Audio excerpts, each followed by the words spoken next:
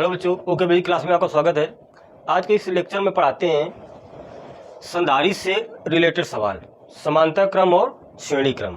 तो इस सवाल को करने से पहले हम ये देखेंगे कि श्रेणी क्रम का फार्मूला क्या होता है और समांतर क्रम का क्या होता है। तो अगर संधारित्र श्रेणी क्रम में जुड़े होते हैं कुछ इस तरीके से, ये श्रेणी क्रम हुआ, यानी ये पहला संधारित्र है, ये दूसरा है और ये क्या है, तीसरा है। तो ये संधारित्र की पहली प्लेट हुई, ये दूसरी हुई, ये दूसरे संधारित्र की पहली प्लेट हुई, ये दूसरी प्लेट हुई, और ये तीसरे संधारित्र की पहली प्लेट हुई, ये दूसरी प्लेट हुई। तो श्रेणी क्रम में क्या होता है, पहले संधारित्र की दूसरी प्लेट दूसरे संधारित्र की पहली प्लेट से जुड़ी हो, और फिर दूसरे संधारित्र की दूसरी प्लेट तीसरे संधारित्र की पहली प्लेट से जुड़ी हो। तो ये क्रम क्या कहलाता है, श्रेणी क्रम। और श्रेणी क्रम में संयोजन का फार्मूला होता है 1/c बराबर 1/c1 plus 1/c2 plus 1/c3। और समांतर क्रम क्या होता है,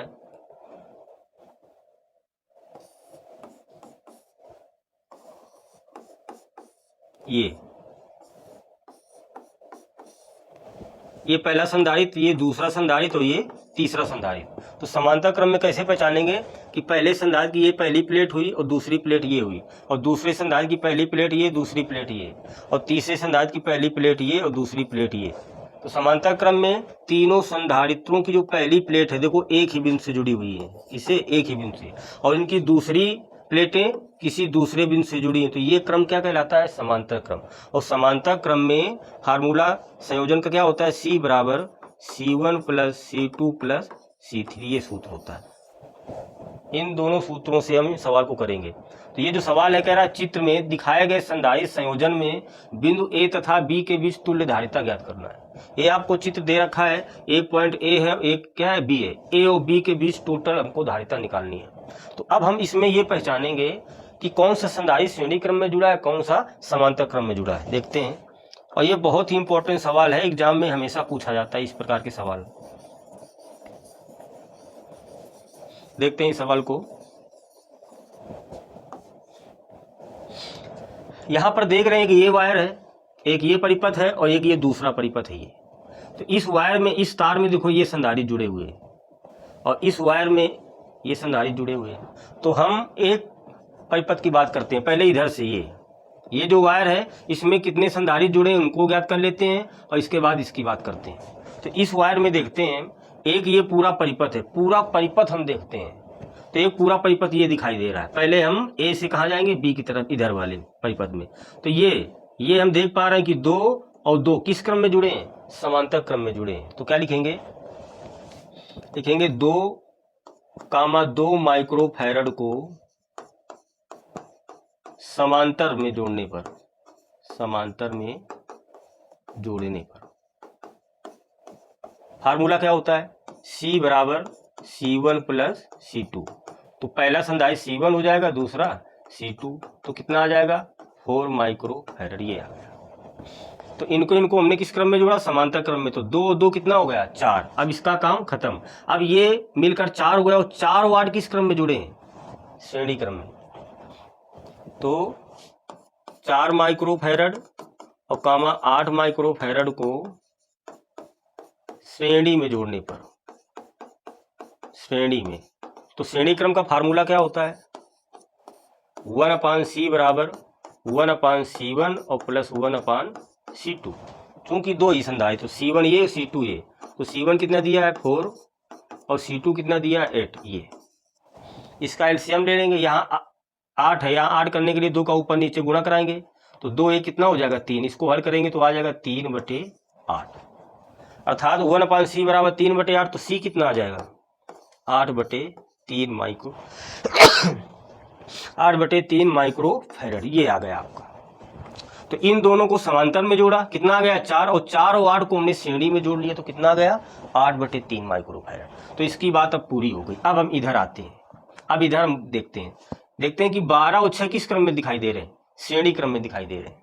तो लिखेंगे 6 और 12 को, लिखेंगे 6,12 माइक्रोफैरड को श्रेणी में जोड़ने पर, श्रेणी क्रम में जोड़ने पर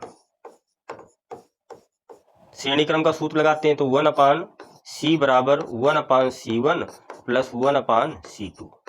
तो C1 ये मानेंगे, C2 ये, तो कितना आ जाएगा 1/6 प्लस 1/12। यहाँ 12 करने के लिए 2 का ऊपर नीचे गुणा कराएंगे, एलसीएम बराबर 2 एक कितना हो जाएगा 3/12 हो जाएगा। डिवाइड करेंगे तो 1 कितना आ जाएगा 4, 3 चौको 12। तो 1/c बराबर 1/4। तो c का मान कितना आ जाएगा 4 माइक्रो फैराड। तो हमने क्या किया 12 और 6 को जोड़ लिया श्रेणी क्रम में, तो कितना आ गया 4। तो ये हट गया, यहाँ आ गया 4 और 4 किस क्रम में दिखाई दे रहे हैं समांतर क्रम में। तो ये 4 और कामा 4 माइक्रो फैराड को समांतर में जोड़ने पर, तो समांतर क्रम का सूत्र C बराबर C1 प्लस C2। तो C1 ये पहला और C2 भी 4 है, कितना आ जाएगा 8 माइक्रो फैराड, ये आ गया आपका। तो इन दोनों को श्रेणी में जोड़ा 4 हो गया, और 4 को समांतर में जोड़ दिया तो कितना हो गया 8 माइक्रो फैराड हो गया। अब इसका काम खत्म, ये यहाँ क्या हो गया 8 और 1 किस क्रम में जुड़े हैं श्रेणी क्रम में। तो लिखेंगे 8,1 माइक्रो फैराड को श्रेणी में जोड़ने पर, श्रेणी में फार्मूला 1/c बराबर 1/c1 प्लस 1/c2। तो 1/8 प्लस 1/1। यहाँ 8 करने के लिए 8 का ऊपर नीचे गुणा, तो ये आ जाएगा 9/8। तो c का मान कितना आ जाएगा 8/9 माइक्रो फैराड। कहने का मतलब ये है 12-6 को जोड़ा श्रेणी क्रम में तो 4 आ गया, 4 और 4 को समांतर में जोड़ा तो 8 आ गया, और 8 और 1 को श्रेणी में जोड़ा तो कितना आ गया 8/9। तो A से B इधर इसका टोटल धारिता कितनी आ गई 8/9, और इस वायर में टोटल धारिता कितनी आ गई ये 8/3। तो देखते हैं कि ये जो परिपथ है इसको इस तरीके से बना लेते हैं। ये तार, तो इसमें टोटल धारिता कितनी आई है 8/9। तो ये कितना है 8/9 माइक्रो फैराड। ये A बिंदु है, और ये क्या मान लेते हैं B बिंदु। और इधर आते हैं इस परिपथ में A और B में, A से B में यहाँ की टोटल धारिता कितनी आई है 8/3 आई है। ये ऐसे ये आई है 8/3 माइक्रो फैराड। तो ये और ये किस क्रम में दिखाई दे रहे हैं समांतर क्रम में। भाई यहाँ से यहाँ तक टोटल धारिता कितनी आ गई 8/9, और यहाँ से यहाँ तक टोटल धारिता कितनी आ गई 8/3। तो ये दोनों किस क्रम में दिखाई दे रहे हैं समांतर क्रम में। तो 8/9 कामा 8/3 माइक्रो फैराड को समांतर में जोड़ने पर फार्मूला सूत्र लगाएंगे समांतर का। क्या होगा C बराबर C1 प्लस C2। C1 पहला मान लेंगे 8/9, C2 दूसरा है कितना 8/3। यहाँ एलसीएम बराबर करते हैं, यहाँ 9 है तो यहाँ गलत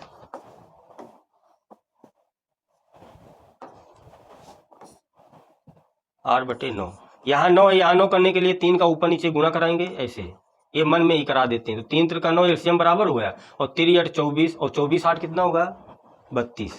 तो आ गया 32/9 आ गया। अर्थात A और B की टोटल धारिता कितनी आ गई C बराबर 32/9 माइक्रो फैराड। यही आंसर आ गया आपका।